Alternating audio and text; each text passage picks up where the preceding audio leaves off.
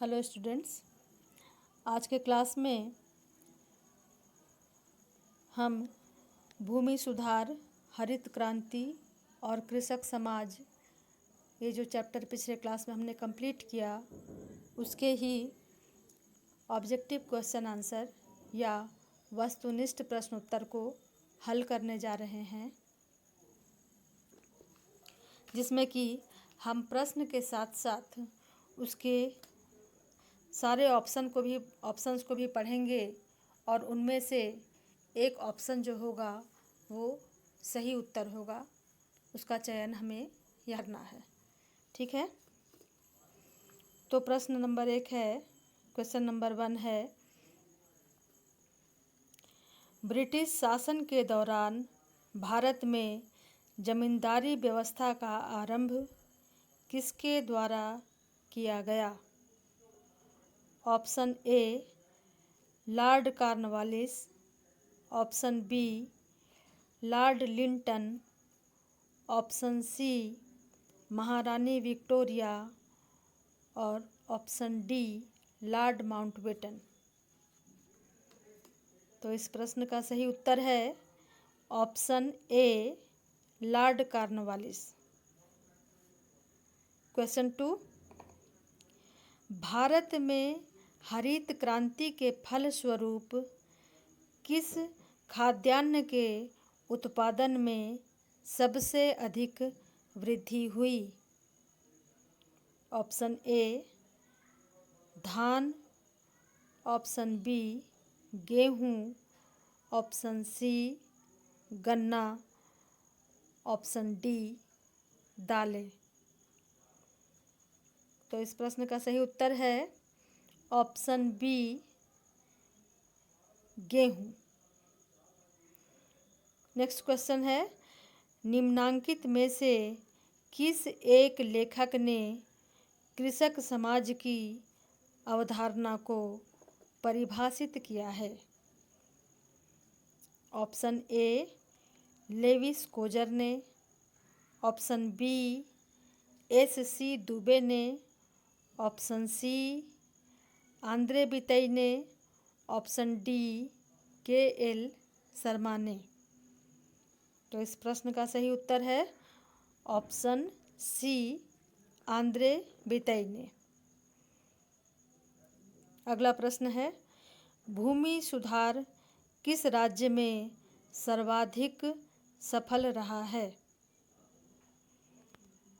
Option A Uttar Pradesh, option B Bihar, option C Pashchim Bangal, option D Madhya Pradesh.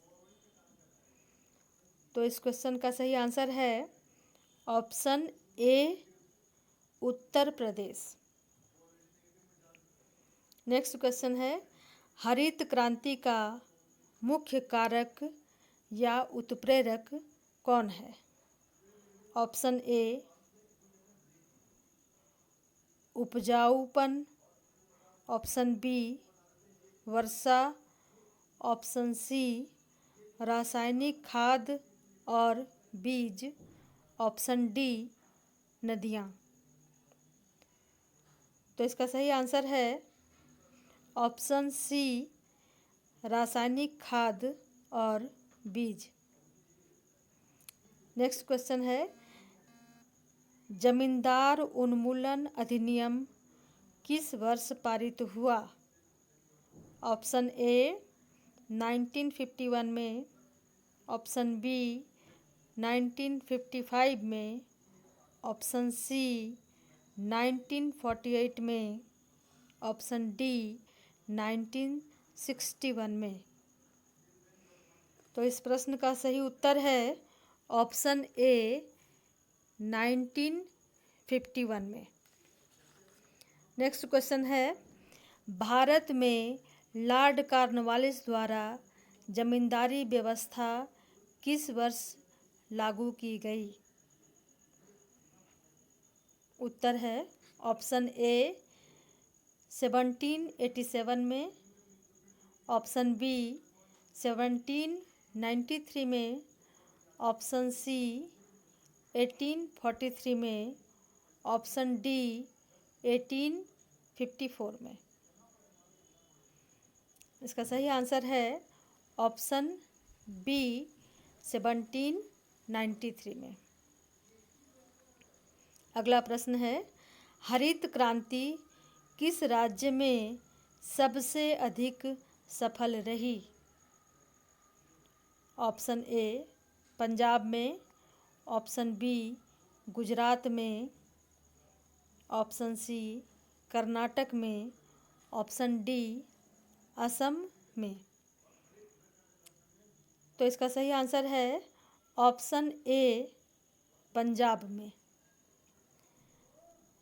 Next question है, हरित क्रांति संबंधित है ऑप्शन ए कृषि से, ऑप्शन बी दुग्ध उत्पादन से, ऑप्शन सी खनिज से, ऑप्शन डी जल से। तो इसका सही आंसर है ऑप्शन ए कृषि से। हरित क्रांति कृषि से संबंधित है। ठीक है। नेक्स्ट क्वेश्चन है, कृषि समाज की कौन एक विशेषता है? ऑप्शन ए समरूपता, ऑप्शन बी वर्ग व्यवस्था, ऑप्शन सी खेती में विशेषीकरण, ऑप्शन डी नातेदारी का अभाव। इसका सही आंसर है ऑप्शन ए समरूपता। अगला प्रश्न है, भूमि सुधार कार्यक्रमों में शामिल है ऑप्शन ए भूमि की हदबंदी या चकबंदी, ऑप्शन बी जोत की न्यूनतम सीमा का निर्धारण, ऑप्शन सी बटाईदारी की व्यवस्था, ऑप्शन डी मोल भाव। इसका सही आंसर है ऑप्शन ए भूमि की हदबंदी या चकबंदी। अगला प्रश्न है, भूमि सुधार से होने वाले परिवर्तन कौन से हैं? ऑप्शन ए पिछड़े वर्गों की आर्थिक स्थिति में सुधार, ऑप्शन बी बंधुआ मजदूरों का पुनर्वास, ऑप्शन सी गांवों का आधुनिकीकरण, ऑप्शन डी गांव के क्षेत्र का विस्तार। तो इस प्रश्न का सही उत्तर है ऑप्शन बी बंधुआ मजदूरों का पुनर्वास।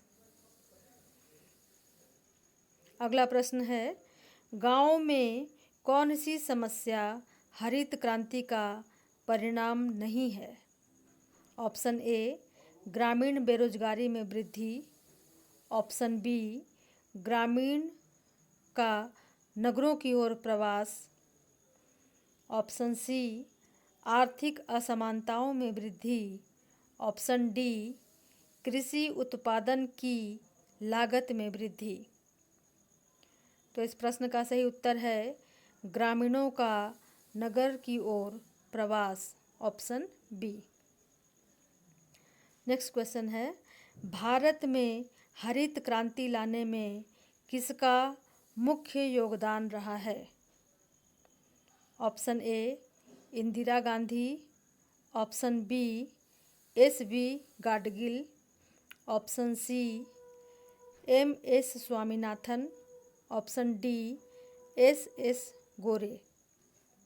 तो इस प्रश्न का सही उत्तर है option C M S. Swaminathan. Next question है, इनमें से कौन एक कृषक समाज है? ऑप्शन ए गांव, ऑप्शन बी शहर, ऑप्शन सी मोहल्ला, ऑप्शन डी इनमें से कोई नहीं। तो इस प्रश्न का सही उत्तर है ऑप्शन ए गांव। नेक्स्ट क्वेश्चन है, निम्नलिखित में से कौन हरित क्रांति के तत्व हैं?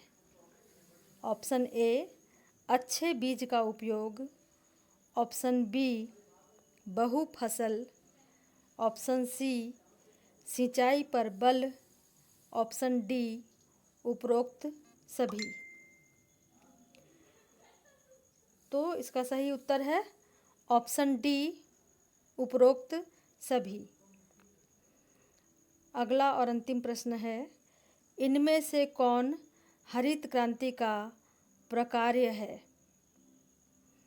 ऑप्शन ए शैक्षणिक विकास, ऑप्शन बी क्षेत्रीय असमानता, ऑप्शन सी आर्थिक विकास, ऑप्शन डी उपर्युक्त सभी। तो इसका सही उत्तर है ऑप्शन सी आर्थिक विकास। तो इस प्रकार हमने इस चैप्टर से संबंधित सभी संभावित वस्तुनिष्ठ प्रश्नोत्तर को पूरा कर लिया है। अब अगले क्लास में हम नियोजित औद्योगिकरण से उदारीकरण की ओर चैप्टर पढ़ेंगे।